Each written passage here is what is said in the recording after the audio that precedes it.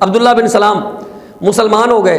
انہوں نے عرض کی یا رسول اللہ صلی اللہ علیہ وسلم میں مسلمان تو ہو چکا ہوں لیکن آپ پہلے سرکردہ یہودیوں کو بلائیں اور ان سے میرے بارے میں پوچھیں. اگر میرا اسلام ان پر ظاہر ہو گیا نا تو مجھے برا کہیں گے, مجھ پر تہمتیں لگائیں گے, بہتان تراشی کریں گے. میرے آقا کریم علیہ السلام نے مدینہ منورہ کے سرکردہ یہودیوں کو بلایا. عبداللہ بن سلام چھپ گئے, ایک پردے کی اوٹ آڑ میں آپ چھپے. تو میرے آقا کریم علیہ السلام نے فرمایا تم میں عبداللہ بن سلام کون ہے؟ تو انہوں نے کہا ہم میں تو کوئی نہیں ہے, لیکن عبداللہ بن سلام جیسا عالم ہمارے اندر نہیں ہے. سب سے بڑا عالم عبداللہ بن سلام ہے. اور پھر آگے کیا کہا کہ وہ صرف ہم میں بڑا عالم نہیں, ان کے باپ ہمارے باپ سے بڑے عالم تھے. اور صرف یہی نہیں, وہ ہم میں سے, ہم یہود میں سب سے بہترین عالم ہیں, اور ان کا باپ بھی ہمارے بہترین لوگوں میں تھا.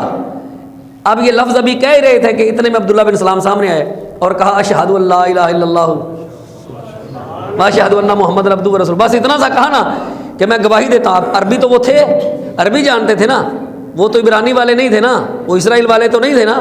اصل ان کی زبان اگر عبرانی تھی مگر عربی, وہ مدینہ میں پیدا ہوئے, مدینہ کے رہنے والے تھے, وہاں عربی بولی جاتی تھی تو مدینہ کی عربی کو وہ جانتے تھے. جیسے ہی عبداللہ بن سلام نے کلمہ شہادت پڑھا, وہ یہودی جو تھوڑی دور پہلے کہہ رہے تھے نا عالمنا اخیارنا اخبارنا, سمجھ آ رہی ہے, وہ جو پہلے یہ کہہ رہے تھے نا کہ ہم میں سے بڑے عالم ہیں, ان کے باپ ہمارے باپوں سے بڑے عالم تھے اور یہ بھی بہتر ہیں, ان کے باپ بھی بہتر ہیں, ہم میں سے سب سے بہترین یہ ہیں, اور ہمارے آبا میں ان کے آبا سب سے بہتر تھے, جو ابھی یہ کہہ رہے تھے.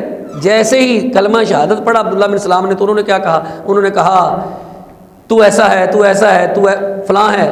اب وہ زبانیں اچانک کیا ہو گئی, ان پر زہر بھرا جانے لگا, وہ گند ابلنے لگی. وہ جو پہلے تعریف میں لب وا کر رہے تھے, اب کیا ہوا, اب مذمت میں گویا کہ معاذ اللہ ثم معاذ اللہ ان کی جناب والا بدخوئی کرنے لگے کہ یہ ہیں جناب عبداللہ بن سلام. وجہ اسلام.